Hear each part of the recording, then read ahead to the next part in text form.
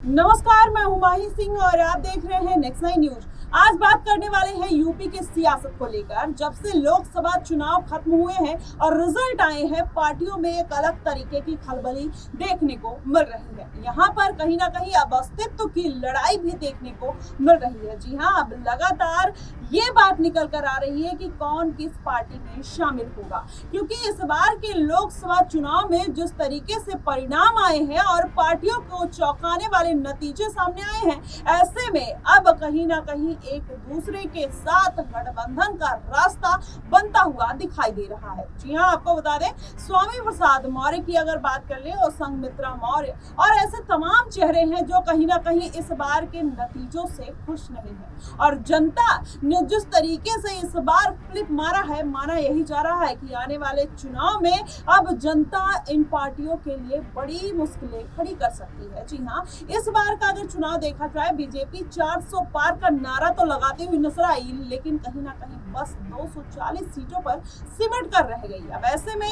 कहीं ना कहीं भारतीय जनता पार्टी के साथ साथ उन छोटे दलों के लिए भी मुश्किलें खड़ी हो गई हैं और वो अपनी कहीं ना कहीं शाख बचाने के लिए अब अलग अलग पार्टियों का रुख करते हुए नजर आ रही है।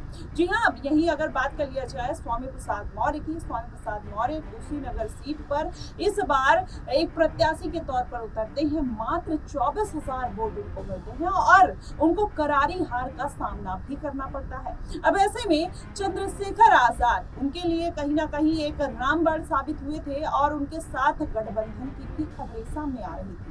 लेकिन क्या स्वामी प्रसाद मौर्य अब चंद्रशेखर आजाद के साथ गठबंधन करेंगे? या जिस तरीके से अटकलें लगाई जा रही थी कि मायावती के साथ जा सकते हैं, लेकिन अगर वही बात कर लिया जाए उनकी बेटी संघमित्रा मौर्य की, वो भारतीय जनता पार्टी में अभी भी वहां की पूर्व सांसद हैं। बदायूं सीट से उन्होंने 2 बार सांसदी का चुनाव लड़ा था और जीती भी थी।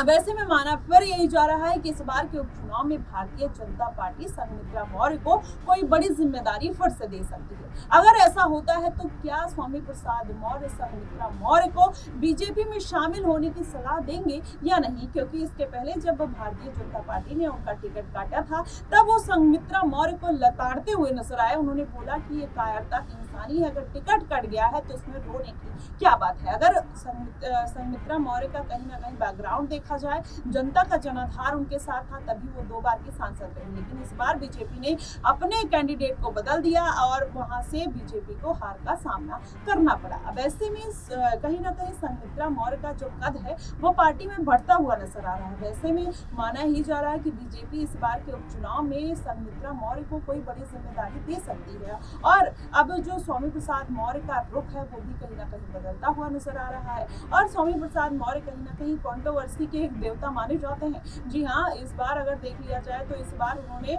जब वर्ल्ड कप इंडिया जीती, उसके साथ वही फोटो शेयर करते हैं जिस पर वो लिखते हैं कि इंडिया जीत गई और उसकी बहुत बहुत बधाई वो देते हैं। लेकिन वहीं जो नीचे जनता का कमेंट है वो उनको नेवला बोलते हुए नजर आते हैं और ये भी कहते हैं कि अब इसमें आरक्षण की बात उठाओ ना। जो एक कैप्टन था रोहित शर्मा, एक ब्राह्मण था और उसने कहीं ना कहीं आरक्षण की बदौलत नहीं, अपने मेहनत और दम के बदौलत ये मैच जिताया है। अब तुम्हारे मुंह से आरक्षण की बात नहीं निकलेगी। इस तरीके के यूजर कहीं ना कहीं उनको जवाब देते हुए नजर आए। यही सब बातें कहीं ना कहीं स्वामी प्रसाद मौर्य के लिए बेचैनी का कारण है, क्योंकि आने वाले दिनों में उनके जो पार्टी का गिरता हुआ जनाधार, उनका राजनीतिक गिरता हुआ जनाधार कहीं ना कहीं उनको परेशान कर रहा है। अब वो चाह रहे हैं कि किसी पार्टी का रुख करें। क्या भारतीय जनता पार्टी के साथ फिर से स्वामी प्रसाद मौर्य एक बार जाने का पूरा प्रयास कर सकते हैं या संघमित्रा मौर्य की फिर से भारतीय जनता पार्टी में कोई बड़ी जिम्मेदारी के साथ वापसी